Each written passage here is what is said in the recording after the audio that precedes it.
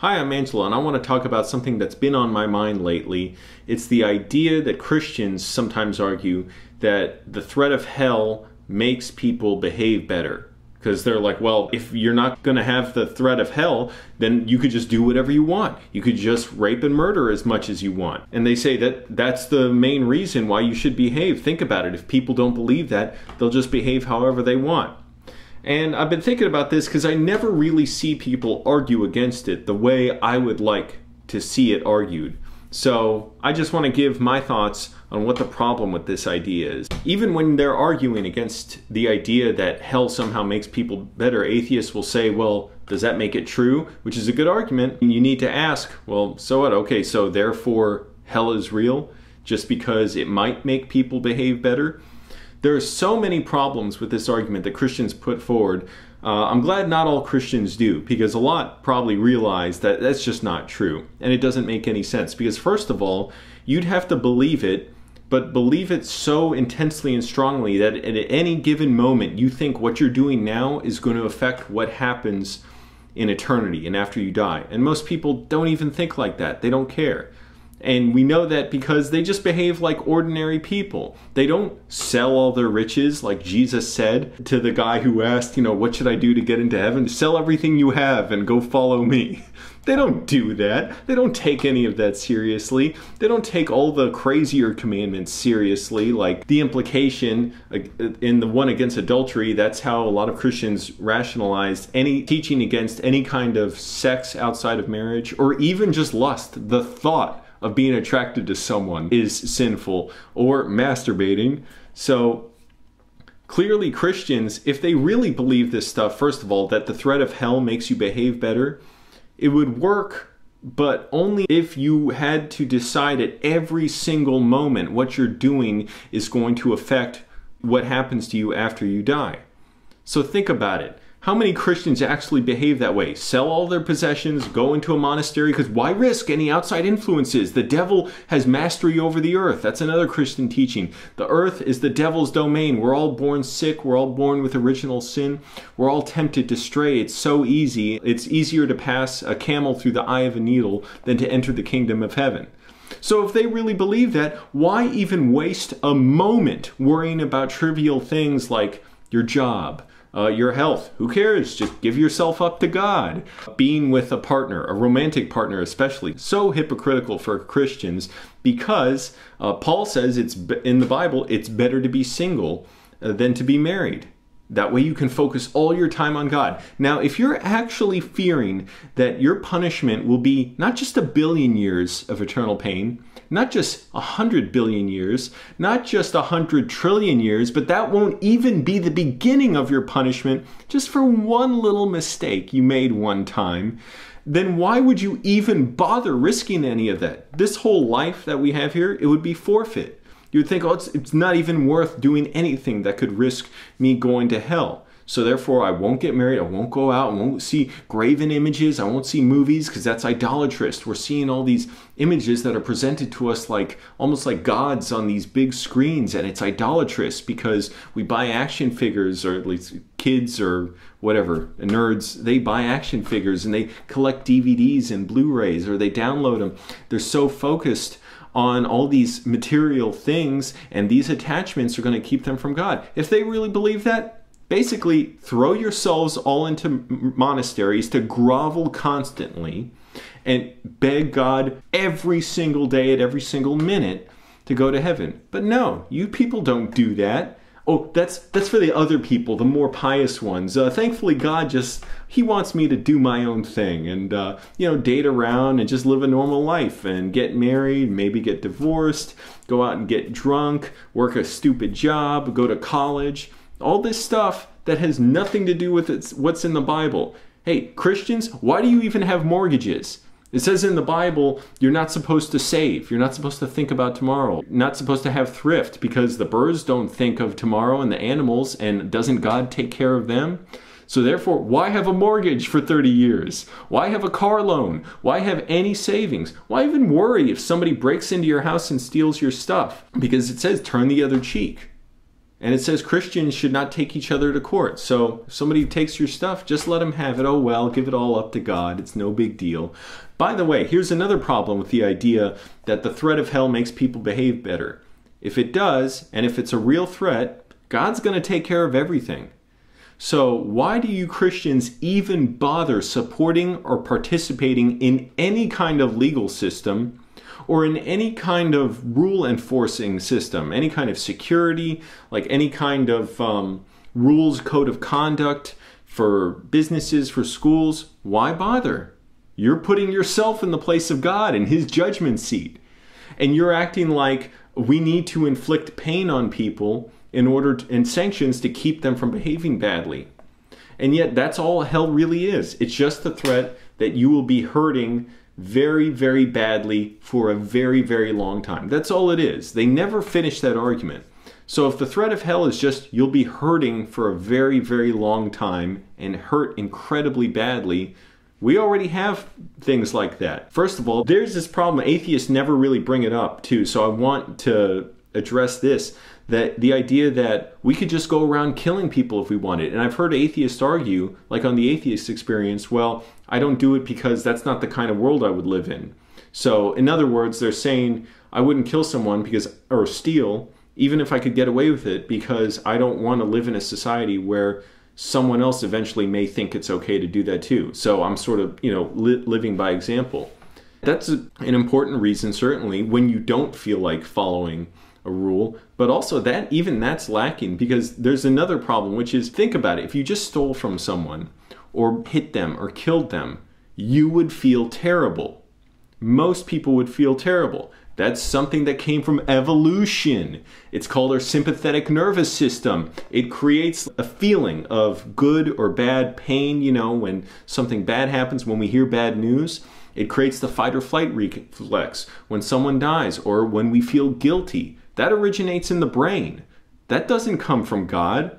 Killing people, at the very least, is what I'm saying. It hurts you if you do it. Now, you can ask, well, what about people who just don't feel that? And they're going to kill, right? We have cultures that do that. We had the Nazis, we had the Soviet Union, we have other cultures and governments that do that, or just serial killers. They aren't bothered by it. My answer is, yeah, exactly. When they don't believe that, it's useless. This is exactly what a world would look like without a God. In other words, there are people who don't feel the need to refrain from killing. And it's our responsibility to, we have the choice. Are we going to try and stop them? Are we going to try and not nurture that desire to kill and that anger and hostility? Or are we going to try and instill in people decency? And the threat of hell doesn't really seem to work, because at best, you're just obscuring a punishment to some far off, much later date, and bringing with it a whole system of beliefs that have no basis in reality. A 7-day creation of the earth doesn't have any basis in reality. A bunch of superstitions from 2,000 to 4,000 years ago, at least for Christianity, no basis in reality. A worldwide flood, the Tower of Babel, all this stupid stuff, people living for 900 years. Somehow this stuff happened, and the best way to transmit it to us is you have to study basically for like 13 years in school when you're a kid. It doesn't seem to take for adults as well.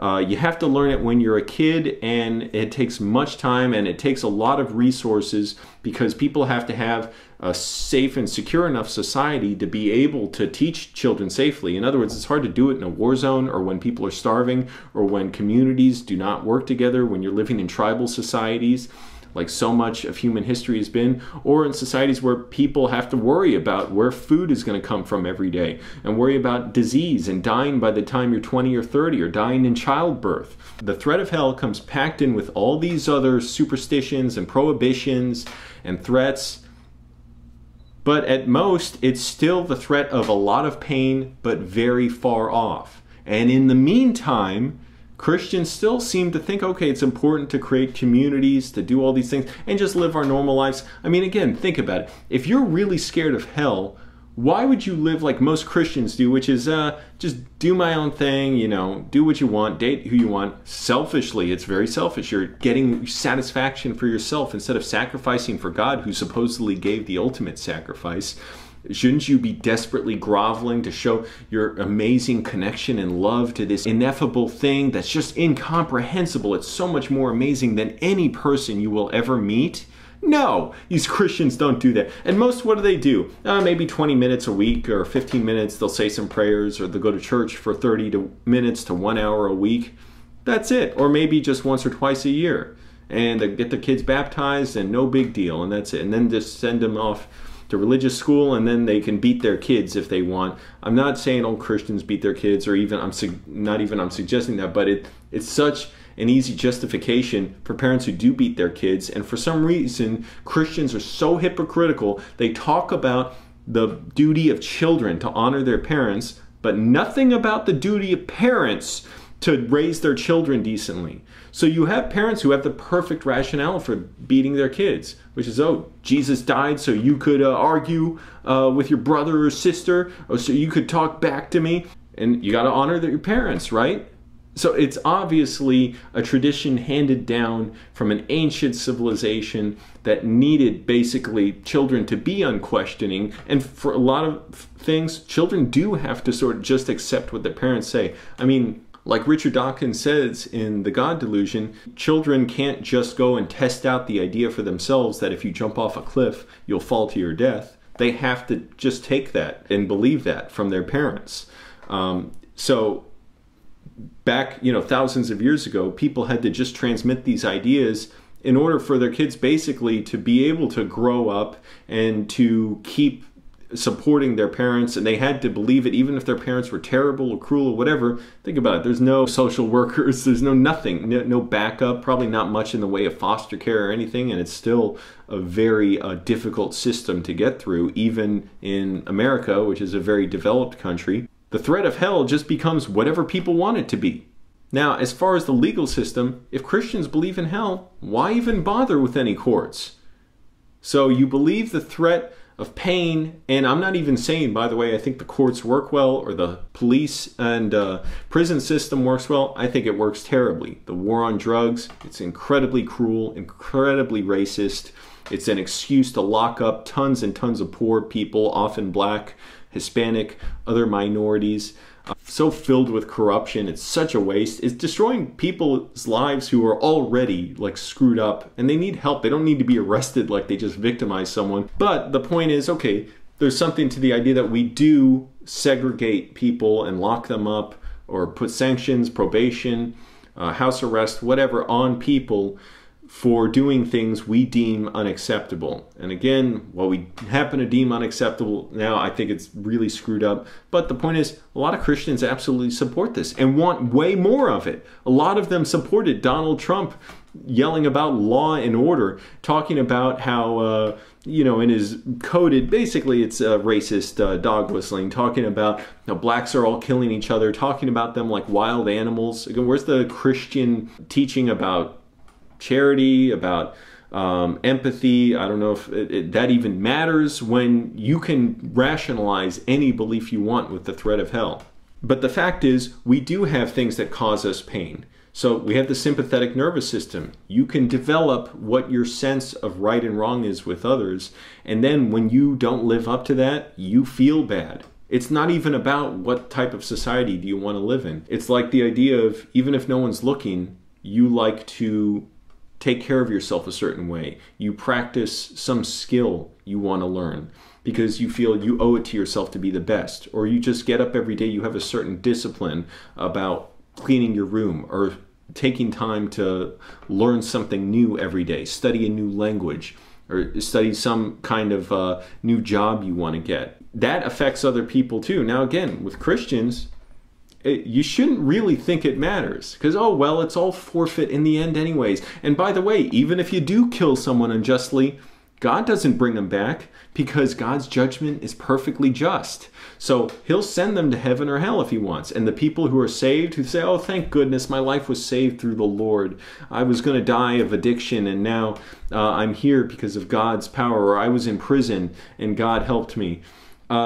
So you people have the benefit of being lucky enough to have survived, and God somehow protected you. But the rest of the people, oh well, it's just, you know, how it goes. Now, one last thing that the threat of hell doesn't seem to deal with, and Christians don't seem to bring up, is the rules Christians have that are kind of different from the rest of basically secular society. So what do I mean by this? For instance, a lot of Christians, especially Catholics, believe that masturbation is a sin that cuts you off from God and you'll be sent to hell if you die after doing it. And by the way, that's always crazy to me, the idea of, okay, is it just one sin to masturbate? Because think about it, every single millisecond that you continue to masturbate, it's a decision to keep doing that. So is that 1,000,000 sins right there every time you masturbate? Because think about how many millions of milliseconds could you stop? I could stop at this one, I could stop at this one, I could stop at this one, but you don't, and you keep going. This supposedly will get you sent to hell. If Christians really believed that the threat of hell makes you behave better, and that their code of conduct in the commandments, in their church teachings, in the Bible are really good, they wouldn't just be talking about things like, well, you could kill whenever you want. Even though obviously we do have a sympathetic nervous system, an idea of empathy. And for those of us who don't, yes, those are dangerous people. So the world looks exactly how it would look if there was no God. In other words, God somehow is so powerful, he created the whole universe, but he can't make it clear to some people not to kill. And by the way, some of those people are very devoutly Christian, like George W. Bush launching wars all over the world. But the point is, if Christians really believe that the threat of hell makes people behave better, they wouldn't just talk about the obvious things like don't kill, because they know that everybody else sort of understands those are very painful, horrible things to do to people. What they would talk about is they would brag about things that they believe are good. They would say like, look how many people stopped masturbating because they believed in hell. Isn't that so much better? Look, that's a better society. Look at how many more people don't sleep in on Sundays and they go to church. See, that's better. If you sleep in, you're going to hell. Or if you do something else, that's against the commandments. You should honor the Sabbath. That somehow became go to church on Sundays.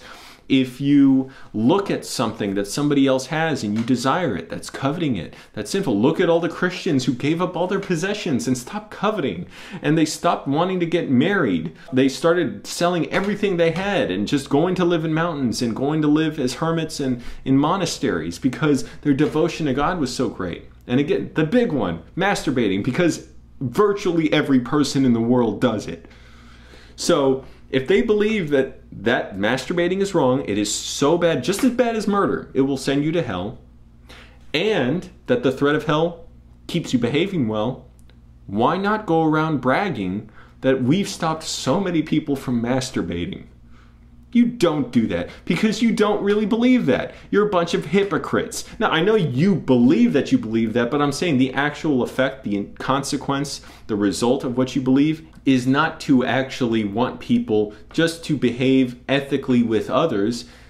It's to want to get people to behave according to all the crazy prohibitions that Christianity has, and the way it gets people to basically hate themselves and loathe themselves because they believe they're constantly a wretch, they're constantly horrible, and they cannot achieve salvation.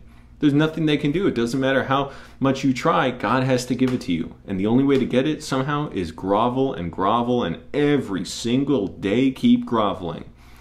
So that's what they're really saying with the threat of hell. And again, I know they don't consciously believe, or a lot of them don't. It's funny, the Westboro Baptist Church, they're a little bit more kind of open about that. And another one too, if you believe hell is such a horrible threat and a horrible punishment, and as it says in the Bible, it's easier to pass a camel through the eye of a needle than to enter the kingdom of heaven, and it's so likely that most people will be sent to hell, why ever have children?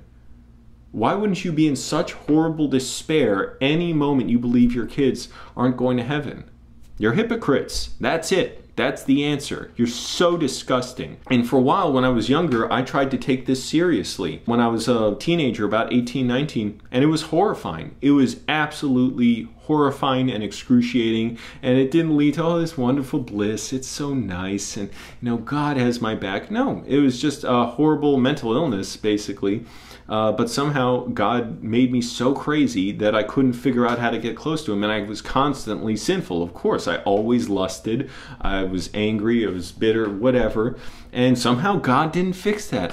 Crazy. I only realized years later that it just doesn't work. There's no system to work it. It's just a bunch of crazy pronouncements. It's not even a system like in ethics where you can say treat others in a certain way because it will yield a result that's beneficial for you and others, and it leads to well-being and in a practical, physical sense that we can perceive. If the threat of hell has anything to do with behaving right and wrong that isn't just about ethics, meaning like how we interact with others and a practical sense of well-being, then Christians should be bragging about how many people stop masturbating, how many people stop lusting, how many new people left their families. As Jesus said, you have to hate your brother and your parents or whatever and go follow him. And you really do have to turn against them. You don't all follow that because for you, it's a very like leisurely stroll to the afterlife, supposedly, where you think, oh, it's okay. It's not a big deal. I guess God will take care of it in the end. So in other words, most Christians really don't worry about it. You all don't even behave according to those rules. And by the way, Christians don't behave much better than anyone else. A lot of them behave a lot worse. If you look at violent people, a lot of them were raised in Christian homes or religious homes. A lot of criminals, and again, see, the irony is I'm focusing on the people that we can sort of all easily understand and intuit behave badly. People that cheat others, that sexually assault and rape others, that kill others. But if Christians are really right, they wouldn't just be talking about that. They would be talking about how many people now go to church on Sundays and how many new churches are being built. Now, some loony ones do. But for the most part, you all don't brag about that. You call into shows like the Atheist Experience and you whine that people won't behave well without the threat of hell. We already have a threat of pain, though. That's the big problem with what you're saying is, first of all, the threat of hell is like an excuse to not want to do anything about people behaving badly in real life. Now, Christians don't really take that excuse as something that pardons them from supporting law enforcement or whatever it is they do. And again, supporting law enforcement for me is a really screwed up idea because our law enforcement system is terrible and abusive and racist. But you all shouldn't even be worried about causing any kind of punishment or pain in the real world, because you should be saying, oh, well, it's going to be all sorted out in the next life. And you don't want to take God's role. You don't want to play God. So why even ease people's pain with medicine? Why even give them scientific breakthroughs? Why even take advantage of things with payment plans? Because it says, to not use thrift at all in the Bible. Don't worry about tomorrow. Just take what tomorrow gives you. You can't. That's horrifying. And it's funny, that sympathetic nervous system kicks in for those of us who have it. For those of us who don't have it, we can be either murderous or suicidal. For the rest of us, yes, that's the impulse that keeps us going. Think about what would happen if we didn't have it. If we didn't, we'd be like one of the many societies or groups of people or even just individuals who end up killing others or killing themselves. So you can look at the Nazis. A lot of people bought into horrible ideas and killed each other. Exactly what it looks like if there was no God. Christians never finish that hypothetical of, well, if you don't believe in hell, then you can just do whatever you want. What are you Christians saying then? Are you saying that the threat of hell is so powerful and ironclad that it actually forces people to behave well? Because it doesn't. People have to choose in every single moment what is right. And they have to decide in every moment how much the threat of hell bears down on their decisions. And apparently they don't really do that much. Including the clergy, including all of the crazy loonies who believe that they should go groveling 4, 6, 8, 10 hours a day because what else is there to live for? It's not, oh, just give it up to God. It's okay. When you die, it's not even something to fear. It's a great thing. It's the best thing. No, of course not. You all don't believe in that. You're so full of crap. So we can see much more clearly the ideas of fairness and empathy and reducing pain affect how we actually believe right and wrong should be decided rather than the threat of hell. Hardly anyone seems to actually live by that, including and especially you Christians, because if you did, You'd all be talking about how important it is to stop masturbating. You don't. You talk about things like the murder rate without Christianity, or the out-of-wedlock birth rate without Christianity and Christian teaching on sex. Talk about things that are measurable, that basically are things that we can look at and kind of intuit are good or bad. So you're all a bunch of hypocrites. Let me know what you think. Thanks for watching, and please subscribe for more.